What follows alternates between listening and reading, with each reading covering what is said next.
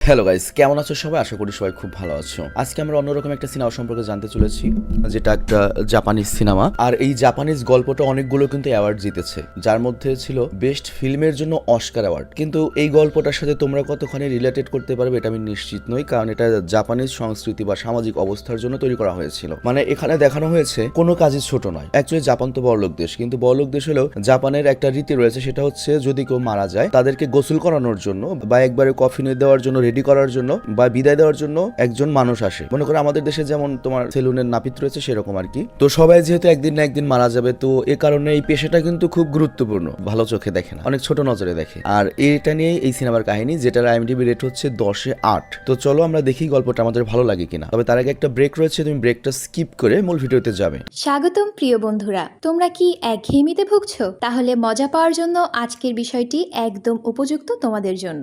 এখানে তোমরা বিভিন্ন খেলার ফলাফল জানতে পারবে, খেলা সরাসরি দেখতে পারবে এবং ভবিষ্যৎবাণী করার মতো মজার একটি অংশও রয়েছে, যেখানে তুমি অনুমান করতে পারো কোন দল জিতবে, কতটা ব্যবধানে ইত্যাদি। এতে রয়েছে আকর্ষণীয় পুরস্কার জয়ের সুযোগ, বিলাসবহুল গাড়ি, নামি মোবাইল ফোন, কম্পিউটার এবং আরো অনেক কিছু। এটি এমন একটি বিশ্বস্ত জায়গা যেটি পিএসজি এর মতো আন্তর্জাতিক খেলার দলের পৃষ্ঠপোষকতা পেয়েছে, তাই এতে কোনো সন্দেহের সুযোগ নেই। নতুন কিছু খেলার সংযোজন হয়েছে, যেমন দ্রুতগতির চ্যালেঞ্জ খেলা ও মুরগির পথ চলা খেলা, যেখানে সহজেই খেলে আনন্দ নেওয়া যায়। আর হ্যাঁ, যদি তুমি আমাদের প্রচারমূলক সংকেত ব্যবহার করে নিবন্ধন করো, তাহলে পেতে পারো 12,000 টাকা পর্যন্ত পুরস্কার একদম বিনামূল্যে। সঙ্গে থাকবে প্রথম জমাই অর্থের পর বিনামূল্যে ঘূর্ণনের সুযোগও। অর্থ গ্রহণ ও প্রেরণ করা যাবে খুব সহজভাবে, নগদ, বিকাশ, রকেট, ব্যাংক হিসাব সহ আরো অনেক মাধ্যমে। তাই আর দেরি না করে উপরে থাকা স্থায়ী মন্তব্যে ক্লিক করো, সেখানে নিবন্ধনের প্রক্রিয়া রয়েছে। শুধু আমাদের প্রচার সংকেতটি ব্যবহার করলেই তুমি বোনাস পেয়ে যেতে পারো। তো ব্রেক শেষে আমরা মূল ভিডিওতে আসলাম। তো প্রতিটা মানুষের জীবনেই কিন্তু এমন কেউ থাকে যে সকল কঠিন সময়ে পাশে থাকে, একবারে নিজের ছায়ার মতো। আর আমাদের গল্পের নায়ক হচ্ছে ডিয়াগো। সেও তার জীবনের এরকম একটা স্ত্রী পেয়েছে, যাকে দেখে হয়তো সাধারণ মনে হতে পারে, অনেক বেশি সুন্দরী নয়, কিন্তু তার ভালোবাসা এবং সাপোর্ট ছিল অসাধারণ। এবং তার স্বামী প্রতি মাসে অল্প একটু টাকা আয় করতো, তবে তারপরও সে অনেক খুশি ছিল। কিন্তু স্বামীর মনে অনেক বড় একটা স্বপ্ন, যেটা তাকে কখনো সুখী হতে দিচ্ছিল না। সেটা হচ্ছে সে ছোটবেলা থেকেই সঙ্গীত জগতে ছিল আর কি, ভালো বাদ্যযন্ত্র বাজাতো, কিন্তু ওই স্বপ্নটা কখনোই পূরণ হয়নি। আর এদিকে তার স্ত্রী মিকা ছিল খুবই কঠোর পরিশ্রমী মানুষ, যে বাড়ির সকল দায়িত্ব অনেক মজুদ ভাবে সামলে নিয়েছে অল্প টাকায়। এবং তার বিশ্বাস ছিল যে ডিয়াগো হয়তো একদিন তার স্বপ্ন পূরণ করবে, মানে ওই বাদ্যযন্ত্রে সফল হবে। আর যখন ডিয়াগো তার লাইফে বড় বড় বাধার সম্মুখীন হতো বা হতাশ হয়ে যেত, ডিপ্রেসড হয়ে যেত, তখন তার স্ত্রী সবচেয়ে বড় ভরসা হয়ে দাঁড়াতো এবং হাসি মুখে তার পাশে বসে ডিয়াগোকে সত্যিকারের মন থেকে সান্ত্বনা এবং সাহস যোগাতো। কিন্তু এই চমৎকার স্ত্রীর জীবনে এমন কিছু বিষয় ছিল, তবে এই চমৎকার স্ত্রীর কাছ থেকেও ডিয়াগো কিন্তু অনেক কিছু লুকিয়েছিল, যেটা কখনো তার স্ত্রী জানলে অনেক কষ্ট পাবে। তো যাই হোক, একদিন একটা ব্যান্ড পারফরমেন্সের পরে ডিয়াগো খবর শুনতে পায় যে তাদের ব্যান্ড ভেঙে ফেলা হয়েছে। তো ডিয়াগোর মাথায় তখন আকাশ ভেঙে পড়ে, মানে তার এই কম বেতনের চাকরিটাও চলে গেল। আর কয়েকদিনের মাঝেই তার ঘাড়ে কিন্তু একটা বড় ধরনের ঋণের বোঝা এসে পড়ে, কারণ সে কি করেছে, মিকাকে না জেনে 18 লাখ ইয়েন, মানে বাংলাদেশি প্রায় 14 লাখ টাকা দিয়ে সে একটা চেলো কিনেছিল, মানে একটা বাদ্যযন্ত্র, ওই ব্যান্ড দলে কাজ করার জন্য। কিন্তু ব্যান্ড দলই তো ভেঙে গিয়েছে, এখন বাদ্যযন্ত্র দিয়েও কি করবে। তো মিকা যখন এই খবর জানতে পারে, ডিয়াগো তো মনে করেছিল যে মিকা এখন কান্নাকাটি শুরু করবে, কিন্তু মিকা এক মুহূর্তের জন্য অভিযোগ করে না, বরং বলে চাকরি চলে গিয়েছে তো কি হয়েছে, ঋণ শোধ করা যদি কঠিন হয় আমরা ধীরে ধীরে শোধ করব, প্রয়োজনে তুমি আমি আর একটু বেশি কাজ করবো, কয়েক বছর না আমাদের কষ্টই যাবে, কিন্তু আমরা এই বিপদ থেকে একসাথে বের হব। কিন্তু ডিয়াগো তার ভেতর থেকে যে অনুভূতি আর ধৈর্য দুটোই তো হারিয়ে ফেলেছিল, এবং এত তার খারাপ অবস্থা হয়ে গিয়েছে যে সে এখন আর টোকিও শহরেও থাকতে পারবে না ভাড়া দিয়ে, কারণ টোকিও শহরে থাকতে অনেক খরচ হয়। এবং এই কারণে সে সিদ্ধান্ত নিয়েছে সে গ্রামের বাড়িতে ফেরত যাবে, এবং তার স্ত্রীও তার এই কথা মেনে নেয়। আর তারপর ডিয়াগো তার স্বপ্ন, মানে ওই চেলোটাকে সেকেন্ড হ্যান্ড হিসেবে বিক্রি করে দেয় অনেক কম দামে।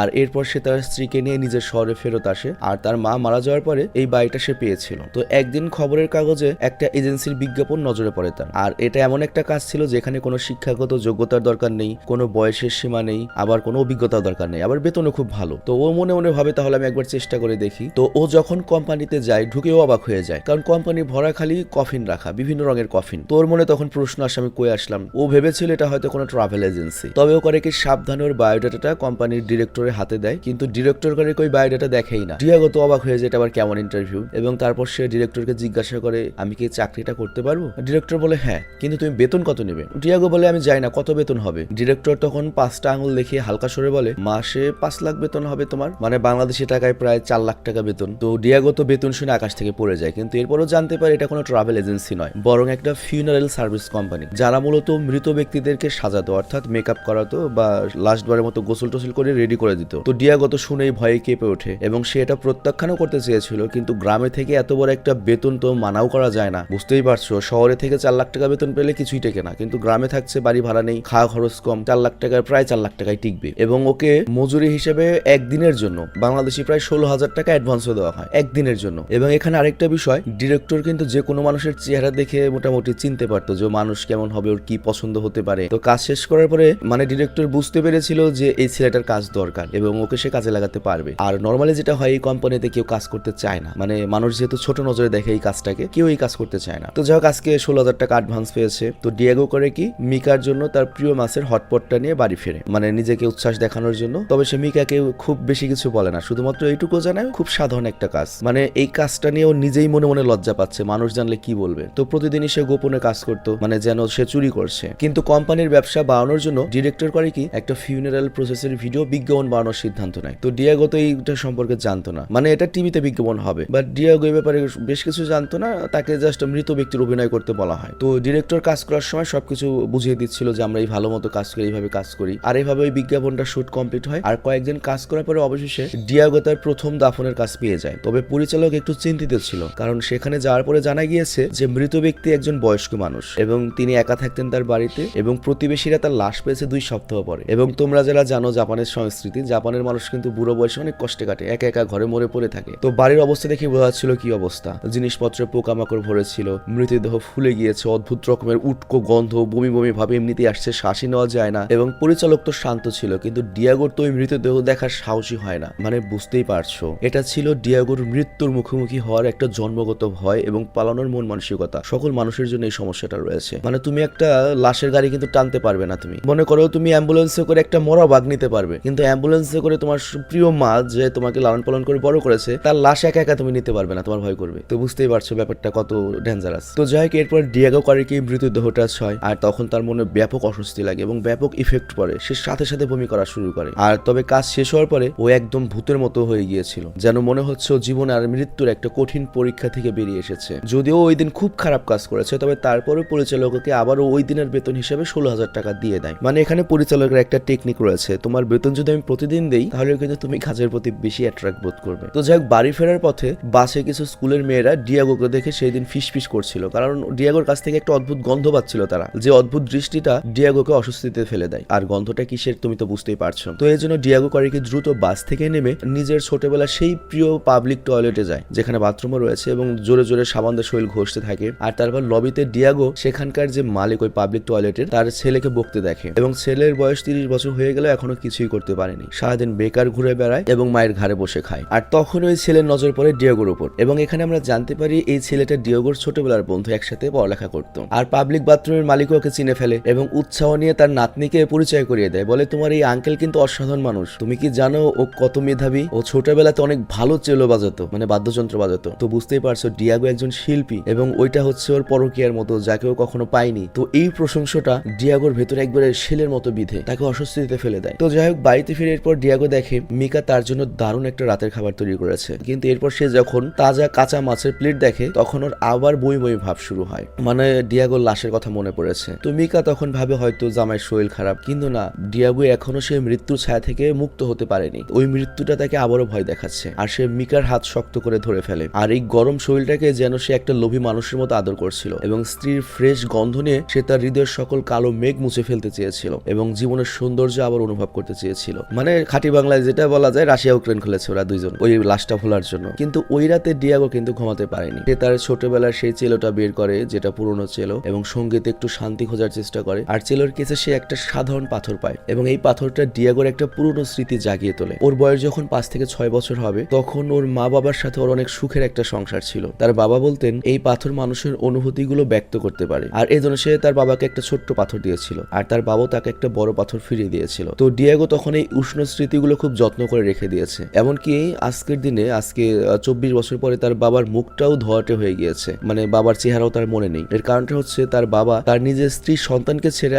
আরেক মহিলার সঙ্গে 24 বছর আগে পালিয়েছিল, এবং গত 10 বছরের ধরে বেশি সময়ে তার বাবার আর কোনো খবরও নেই। তবে এই পাথরটা তার আর তার বাবার মধ্যে একটা বিশেষ ইমোশনাল বন্ধন হয়ে দাঁড়িয়েছিল। তো মিকা তখন ডিয়াগোকে দেখে জিজ্ঞাসা করে, তুমি কি আবারও বাবার কথা মনে করছো? তুমি কি একবার তোমার বাবাকে দেখতে চাও? কিন্তু ডিয়াগোর জবাবে আমরা স্পষ্ট ঘৃণা দেখতে পাই। মানে সে তার বাবাকে মিস করে, কিন্তু তার বাবার কথাগুলো সে ইগনোর, মানে একপাশে রেখে দিচ্ছিল। তো যাই হোক, এই সময় ডিয়াগো একটা বড় দ্বিধায় পড়ে। সে বুঝতে পারছে না এই সিদ্ধান্তটা কি ঠিক হলো, মানে এই চাকরিটার ব্যাপারে বলছে আর কি, যে এই চাকরি থেকে আমার মানসিক অবস্থা তো খারাপ হয়ে যাচ্ছে, এই চাকরিটা করা কি আমার ঠিক হয়েছে? আর দ্রুত তো আমি কোনো ভালো চাকরি পাবো না, সংসার চালাবো কিভাবে? তার মানে এই কাজটা আমাকে চালিয়ে দিতে হবে। তো যাই হোক, একদিন ওরা দুজনে একটা পরিবারের কাছে যেতে দেরি করে ফেলে। আসার কথা ছিল 1 ঘন্টা আগে, কিন্তু দেরি হয়ে গিয়েছে। তো তখন যে পরিচালক বা ডিরেক্টর, ডিয়াগোর যে তোমার বস, সে ওই পরিবারের কাছ থেকে ক্ষমা চায়। তবে তারপরেও তারা বেশ টিটকারি করে, বলে তুমি তো মৃতদেহের কারণেই বেঁচে রয়েছো, এই মৃতদেহ থেকেই তো তোমার রুটি রুজি আসে। মানে ওই যে মহিলা মারা গেছে তার স্বামী তো এমনি দুঃখ রয়েছে। সে অনেক বাজে কথা বলে এবং বলে যে কেউ মারা যাওয়ার খবর পেলে তো তোমাদের খুশি হওয়া উচিত এবং শরীর আরো বেশি জোশ আসা উচিত, তাহলে আসতে দেরি হয় কেন? তো ওই পরিবারের উপহাস কিন্তু পরিচালকের কাজে কোনো প্রভাব ফেলতে পারেনি, কিন্তু ডিয়াগো অনেক কষ্ট পায় পরিচালকের জন্য। তো যাই হোক, শেষকৃত্য অনুষ্ঠান শুরু হওয়ার পরে ডিয়াগো প্রথমবার পুরো প্রক্রিয়াটা খুব ভালো মতো দেখে। তো দেখা যায় প্রথমেই মৃতের চোখ ঢাকার জন্য সাদা কাপড়টা সরানো হয় এবং শ্রদ্ধা সহ মৃতের কাপড়ের দিকে তাকানো হয়। আর তারপর তিনি সাবধানে তুলে মৃত ব্যক্তির মুখ আর নাকের গর্ত পরিষ্কার করেন। আর ওই সময় অন্যদের চোখ থেকে লুকানোর জন্য তিনি একটা সাদা কাপড় ব্যবহার করেন। এমনকি মৃতের কাপড় খোলার সময়ও শরীরের কোনো অংশই প্রকাশ পায় না বা দেখা যায় না। আর এখানে একটু গরম পানি ইউজ করা হয় এবং বিশেষ ক্লিনিং এজেন্ট দিয়ে মৃত ব্যক্তির পুরো শরীরটা পরিষ্কার করা হয়। আর তারপর তাকে নতুন কাপড় পরানো হয় এবং এই প্রতিটা কাজ কিন্তু ডিরেক্টর খুবই সাবধানতার সাথে অবলম্বন করে করেন। একটা শিশুকে যেভাবে কোলে রাখা হয় সেভাবে এই মৃতকে মনে করে নতুন করে রেডি করা হচ্ছে, যাতে মৃত ব্যক্তির কষ্ট না হয়। আর মৃত ব্যক্তির মুখে মেকআপ করার সময় হঠাৎ করে ডিরেক্টর একটা প্রশ্ন করে ফেলে, যেটা খুবই অদ্ভুত প্রশ্ন। আর ওই প্রশ্নটার উত্তর তার স্বামী দিতে পারে না, কিন্তু পাশে বসা মেয়েটা সঙ্গে সঙ্গে এটা বুঝে নেয় এবং তিনি পরিচালকের হাতে তার মায়ের প্রিয় লিপস্টিকটা ধরিয়ে দেয় এবং তারপর তার মেকআপের শেষ ধাপটা সম্পন্ন করা হয় এবং মৃত ব্যক্তির যে ফ্যাকাশে মুখটা ছিল সেটা আবার প্রাণ ফিরে পায়। আর এই পুরো প্রক্রিয়ায় ডিয়াগো কিন্তু ওই ডিরেক্টরের পুরো জিনিসটা দেখেছে, মানে ভালো মতো শিক্ষা নিয়েছে এবং ওর ভেতরে একটা আলাদা অনুভূতি আসে যে কিভাবে ডিরেক্টর একটা মৃত ব্যক্তির শেষ সম্মান এবং মর্যাদা এবং সৌন্দর্য আবার ফিরিয়ে দিল এবং পরিবারকে একটা শেষ সুযোগ দেয় শান্তিপূর্ণভাবে তার প্রিয়জনকে বিদায় জানাতে, যাতে শেষ স্মৃতিটা অনেক ভালো হয়ে থাকে। এবং ডিরেক্টর শুধুমাত্র একটা ঠান্ডা মৃতদেহ নিয়ে কাজ করে না, বরং নিজের হাতে যে শিল্প ভালোবাসা দিয়ে একটা মৃত্যুর সাথে জীবনের সেতু বন্ধন গড়ে তোলে। মানে বুঝতেই পারছো এটা একটা আধ্যাত্মিক সিনেমা, এই জন্য আধ্যাত্মিক কথা অনেক বেশি রয়েছে। তো যাই হোক, এরপর শেষকৃত্য অনুষ্ঠান শেষ হওয়ার পরে মৃত ব্যক্তির স্বামী হঠাৎ দৌড়ে আসে এবং সে তার করা বেদবির জন্য অন্তর থেকে গভীরভাবে ক্ষমা চান এবং উপহার হিসেবে তাদের অনেক টাকা দেন। আর এই ভক্তি দেখে ডিয়াগোর অনেক খুশি লাগে, যদিও সে কিছুই করেনি, সব ডিরেক্টরও করেছে, খারাপ ব্যবহারও করেছে ডিরেক্টরের কাছে, ক্ষমাও চেয়েছে ডিরেক্টরের কাছে, কিন্তু ওর কাছে খুব গর্ববোধ হয় যে না, আমার ডিরেক্টর, আমি একটা সঠিক বসের আন্ডারে রয়েছি। তো যাই হোক, এরপর ধীরে ধীরে ডিয়াগোর ভেতরে যে মৃত ব্যক্তির ভয় ছিল সেটা কাটিয়ে উঠতে থাকে। তবে সে বাড়িতে ফিরলে এখনো সে অনেক কম কথা বলে মিকার সংক্রান্ত জবের ব্যাপারে। তবে মিকা ভাবতো যে তার স্বামী অনেক সম্মানজনক কাজ করে, অনেক ভালো বেতন পাচ্ছে এবং কয়েকদিনের মধ্যে দেখা যায় যে ডিয়াগো পুরো প্রক্রিয়াটায় অনেক দক্ষ হয়ে উঠেছিল এবং ডিরেক্টরের মতোই তার হাত অনেক দক্ষতার সাথে কাজ করতে পারত। তো একদিন কাজ শেষে ডিয়াগো যখন রাস্তায় সেই ছোটবেলার বন্ধুর সঙ্গে দেখা হয়, হঠাৎ করে তাকে যখন আলিঙ্গন করতে যায় তখন ওই যে বন্ধু বিরক্ত মুখে দাঁড়ায় এবং ডিয়াগোকে পরামর্শ দেয়, তোর বয়স তো 30-এর বেশি, আমি তো জানি তুই কি কাজ করিস, তুই একটা সম্মানজনক কাজ করতে পারিস না, ভালো একটা চাকরি কি আর পাসনি? চিন্তা করো, নিজে খায় বা মায়ের ঘরে, হ্যাঁ নিজে কোনো কাজ করে না, কিন্তু ডিয়াগো এই কাজ করছে এই জন্য টিটকারি করছে। কারণ ওই সময়ে এখনো জাপানের বেশিরভাগ মানুষ এই পেশার জড়িতদেরকে ভালো চোখে দেখে না, তারা ওদেরকে মনে করো মেথরের মতো ট্রিট করে, আমাদের যারা ঘু পরিষ্কার করে টাঙ্কির তাদের মতো ট্রিট করে। এরপর আরো একটা বড় ঘটনা ঘটে। ডিয়াগোর এত ভালো স্ত্রী যখন জানতে পারে এই ব্যাপারে, তখন তার প্রথম রিয়াকশনটাই ছিল এটা তাড়াতাড়ি চাকরি ছেড়ে দাও। মানে চিন্তা করো, যে বউর এত ভালো প্রশংসা আমরা শুনলাম এবং মিকা কিন্তু আজ পর্যন্ত ডিয়াগোর হাত ছাড়েনি, কিন্তু এই প্রথম সে মিনতি করা শুরু করে, প্লিজ চাকরি ছেড়ে দাও, আমরা না খেয়ে থাকবো। মানে ওরও তো একটা বাপের বাড়ির একটা সম্মান রয়েছে। কিন্তু ডিয়াগো ভেবেছিল যে তার স্ত্রী অন্তত তার বিরোধিতা করবে না, এরকম তীব্র প্রতিক্রিয়া সে আশা করেনি। আর তখন ডিয়াগোর এক মুহূর্তের জন্য মনে হয়, আমি কি আসলে ঠিক কাজ করেছি, আমি কি সঠিক সিদ্ধান্ত নিয়েছিলাম? এবং দেখা যায় তার স্ত্রী করে কি শেষমেশ রাগ করে বাপের বাড়ি চলে যায়। তবে ডিয়াগো কিছুটা বিভ্রান্ত থাকলো, এই কাজটাকে সে ভালোবেসে ফেলেছে, সে এই কাজের মধ্যে শিল্প খুঁজে পেয়েছে, তার এই কাজটা ভালো লাগছে, তো সে তার কাজ চালিয়ে যায়। এবং এইবার সে একটা বিদ্রোহী কিশোরের মৃতদেহ পেয়েছে। বিদ্রোহী বলার কারণটা হচ্ছে বাপ মায়ের কথা শুনতো না আর কি। এবং সে আর তার প্রেমিক যখন মোটরসাইকেল হাই স্পিডে চালাচ্ছিল তখন দুর্ঘটনায় কিশোরী মারা গিয়েছে। আর তাই রেগে গিয়ে দেখা যায় মেয়েটার পরিবার ছেলেটাকে মারধর করছিল, প্রেমিককে, এবং ওকে মূর্খ অশিক্ষিত বলে গালি দিচ্ছিল, কিন্তু ওই ছেলেটা বারবার ক্ষমা যাচ্ছিল। তো যাই হোক, ডিয়াগোর কাছে মনে হচ্ছিল যে আমি তো ভালো কাজ করছি, আমার তো মনে হয় আমি খুব পবিত্র কাজ করছি, কিন্তু সমাজের মানুষ কেন আমাকে এত ছোট করে দেখছে, এই কাজটাকে এত ছোট করে দেখছে, বিনা অপরাধে কেন আমার সাথে সবাই চড়াও হচ্ছে। এবং এই ধারাবাহিক আঘাতগুলো, মানুষের এই টিটকারির চাউনিগুলো ধীরে ধীরে ওকে এই চাকরি ছাড়ার কথাও ভাবাতে শুরু করে। আর ওর মনের কথা হয়তো ডিরেক্টর বুঝতে পেরেছিল, আর তাই ওকে কথা বলার সুযোগ না দিয়ে সে করে কি ফুগো মাছের একটা ভোজনের নিমন্ত্রণ পাঠায়। আর ফুগো ফিশ হচ্ছে ওই যে বাংলাদেশে যে একটা মাছ আছে না, ওই ফুলকা মাছ, ব্যাকগ্রাউন্ডে দেখিয়ে দিও একটু ফুগো মাছ যে এডিটর। তো এই ফুগো মাছটা খুব টক্সিক, এটা নর্মালি খাওয়া যায় না, কিন্তু ভালো করে রান্না করলে এটা খাওয়া যায়, রান্নার সিস্টেম আছে, শিল্প আছে। তো ডিরেক্টর বলে দেখো জীবন জীবনকে খায়, এটা মেনে নেওয়া কঠিন, কিন্তু বেঁচে থাকতে হলে জীবনকে খেতে হবে, কোন একটা জীবনকে আরেকটা জীবনকে খেতে হবে। তো এরপর ডিয়েগো করে কি একটা ফুগো মাছ তুলে খায়। আর পরিচালক তখন জিজ্ঞাসা করে এটা কি মজার? ও তখন মাথা নাড়িয়ে হ্যাঁ বলে, হ্যাঁ মজার, কিন্তু সবসময় আমরা কথার গভীরে থাকার মানে বুঝতে পারি না, অনুমানও করতে পারি না। তো এখানে ডিরেক্টর বলে দেখো এক জীবন অন্য জীবন খেয়ে বেঁচে থাকে, আর এটা জীবন চক্রের একটা অদ্ভুত উপায় এবং এটা প্রকৃতির নিয়মও। দেখো ফুগো মাছ অন্য মাছকে খায়, জীবন খায়, কিন্তু এরপর সে যখন মারা যায় তাকে যদি কেউ খায় সেও মারা যেতে পারে, কিন্তু তুমি যদি এটাকে খুব ভালো মতো রান্না করো এটা থেকে কিন্তু খুব সুস্বাদু একটা খাবার তৈরি হয়। তো যে ফুগো মাছ কোনো কাজে লাগে না, সেই ফুগো মাছকে কিন্তু তুমি ভালো করে রান্না করলে ওটাও কিন্তু কাজে লাগছে এবং সুস্বাদু একটা খাবার হচ্ছে। তার মানে কি ওই ফুগো মাছটা, ওই মরা ফুগো মাছের প্রতিও কিন্তু এটা একটা শেষ শ্রদ্ধা। তো এই জন্য আমরা যে কাজ করি এটাও ফুগো মাছ রান্না করার একটা শেফের মতো, আমরা হচ্ছে একটা শেফ, আমরা মৃতদের জীবনের শেষ বিদায়টা সবচেয়ে সুন্দরভাবে দেওয়ার সুযোগ করে দেই। আর এটা মৃতদের প্রতি সম্মান এবং তার জীবনের প্রতি একটা সম্মান দেওয়া। তুমি কি বুঝতে পেরেছো কি গভীর একটা কথা এখানে বুঝিয়েছে? তো যাই এরপরে ডিয়েগো আর চাকরি ছাড়ার কথা ভাবেনি, সে একের পর এক দাহ সংস্কার করতে থাকে এবং একাই করতে থাকে, এবং সে অনেক কম বয়সী মারা যাওয়া বাচ্চাদেরও বিদায় দিয়েছে, বয়স্কদের বিদায় দিয়েছে। আর জীবন মৃত্যুর মাঝেই সে জীবনের আসল অর্থ বুঝতে শুরু করেছে এবং মন থেকে কাজটা মেনে নিয়েছে। মানে ও বুঝতে পেরেছে এইটাই জন্য জন্ম নিয়েছে, এই কাজটাই ওর ভালো লাগে। তো যাই হোক শীতের পরে বসন্ত চলে আসে এবং কয়েক মাস দূরে থাকা স্ত্রী যখন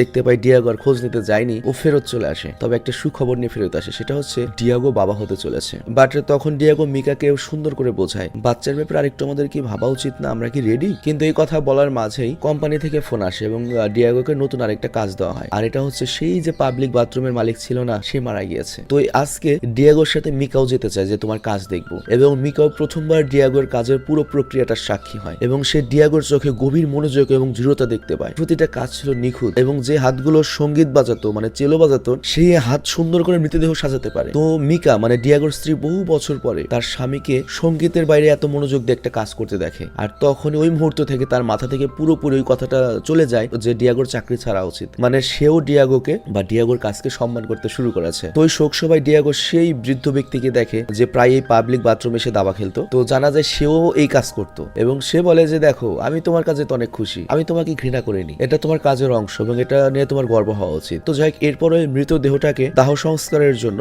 চুল্লিতে ঢোকানো হয়। আর তখন তার ছেলে তেতা মানে ওই বৃদ্ধর যে ছেলে সে আসে এবং সে তার মাকে শেষবারের মতো বিদায় জানাতে চেয়েছিল। আর তারপর যখন বৃদ্ধ ব্যক্তি স্টার্ট বাটন চাপলো তখন তেতা নিজেকে সামলাতে পারে না এবং সে কেঁদে ওঠে এবং অনুতাপে ডুবে যায় যে সে মায়ের সাথে আর একটু সময় কাটাতে পারেনি, এবং সে আফসোস করছিল যে ছোটখাটো ব্যাপার সে মায়ের সাথে অনেক ঝগড়া করেছে, মাকে কখনো শান্তি দেয়নি। তো যাক এরপর এপ্রিল মাস চলে আসে, চেরি ফুল ফোটে জাপানে এবং একটা নতুন শুরু হয় জাপানের। আর মিকার পেটও একটু বড় হয়ে গিয়েছে, আর ওই দিন সে উঠোনে ফুল লাগাচ্ছিল, কিন্তু হঠাৎ করে পোস্ট মাস্টার একটা চিঠি নিয়ে আসে। আর এই চিঠিটা পাঠানো হয়েছিল ডিয়েগোর বৃদ্ধ মায়ের নামে। ডিয়েগোর মা তো এখন নেই, কিন্তু তার নামে পাঠানো হয়েছে এবং লোকাল পুলিশ স্টেশনে পাঠানো হয়েছিল। তো এখান থেকে জানা যায় যে ডিয়েগোর বাবা হঠাৎ মারা গিয়েছে এবং পুলিশ তাদেরকে যেতে বলেছে। তো ডিয়েগো খবর শোনার পরে ফোন কেটে দেয়, কারণ সে ভেবেছিল ওই লোকের মরদেহ নিয়ে তার কোনো দায়িত্ব নেই, সে বাধ্যও নয়, কারণ 24 বছর আগে সে তাকে ছেড়ে গিয়েছে ছোটবেলাতে। কিন্তু যখন রিসেপশনের ওই মহিলা মারা গিয়েছে এবং তার ছেলে কান্দাকাটি করেছে যে মাকে নিয়ে, তখন ওর মাথায় আসে যে না আমার যাওয়া উচিত, এবং সে তার স্ত্রীকে নিয়ে তার বাবার উদ্দেশ্যে বের হয়। এবং তার বাবার প্রতিবেশীরা বলে তার বাবা কয়েক বছর আগে